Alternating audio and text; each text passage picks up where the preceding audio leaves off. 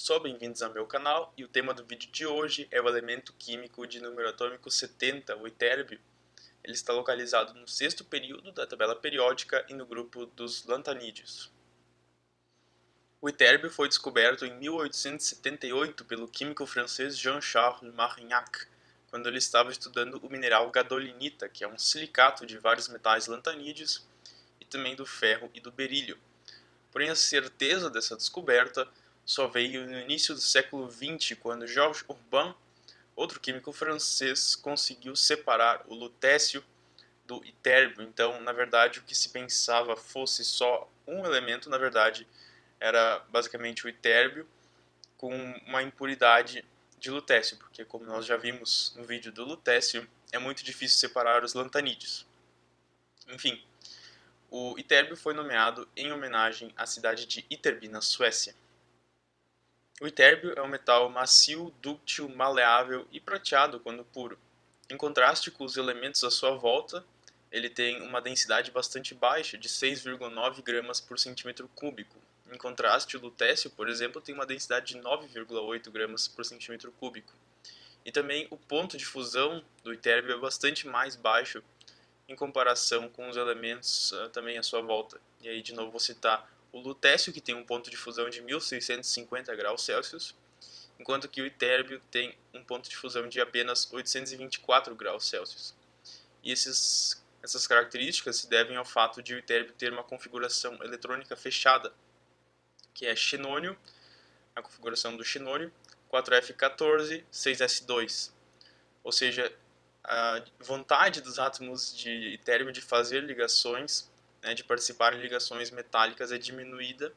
Em resumo, o que acontece é que o itérbio tem menos elétrons dispostos a participar nessa ligação, e isso diminui as interações entre os átomos e, consequentemente, é mais fácil derreter o itérbio. Não tem tanta força que deixe os átomos unidos, por exemplo, né? O itérbio tem três alótropos, são chamados de alfa, beta e gama. Em condições normais, nós temos o alótropo beta, e com a variação da temperatura e da pressão, você pode chegar aos outros dois alótropos. Aqui eu queria citar que o alótropo beta, ao contrário dos demais lantanídeos, ele tem uma estrutura cúbica e não uma estrutura hexagonal, como então os outros lantanídeos. Exemplos de compostos são o óxido de itérbio, YB2O3, e também os compostos do itérbio com os halogênios, na forma YbX3, nos quais o X é um dos halogênios. E um exemplo disso é o tricloreto de itérbio, que é notável porque ele é um ácido de Lewis, ou seja, ele recebe um par de elétrons nas reações químicas e por isso ele pode ser utilizado como catalisador em diversas reações orgânicas, na verdade, como por exemplo na reação aldólica. E esses compostos do itérbio no estado de oxidação mais 3 podem ser reduzidos para o respectivo estado de oxidação mais 2, e nesse estado de oxidação eles se assemelham bastante aos compostos dos metais alcalinos terrosos, que são o segundo grupo na tabela periódica, que geralmente fazem o estado de oxidação mais 2, ou sempre na verdade. Isótopos. O itérbio, que ocorre naturalmente, é composto por 7 isótopos. São eles o itérbio 168, o itérbio 170, o itérbio 171, o itérbio 172, o itérbio 173, o itérbio 174 e o itérbio 176. Todos esses isótopos são estáveis e o mais comum deles é o itérbio 174, que faz 31% do itérbio aproximadamente. O radioisótopo, né, o isótopo radioativo mais estável é o itérbio 169, que tem uma meia-vida de 32 dias e ele pode ser utilizado em máquinas de raio-x portáteis, por exemplo, já que a energia emitida pelos raios X e pelos raios gama do itérbio 169 é bastante similar, então funciona de maneira também similar. Ocorrência. O itérbio ocorre de maneira primordial, mas ele não ocorre na sua forma metálica elementar na natureza, e sim em diversos minerais, como por exemplo na monazita, que é um fosfato de diversas terras raras, e também na euxenita.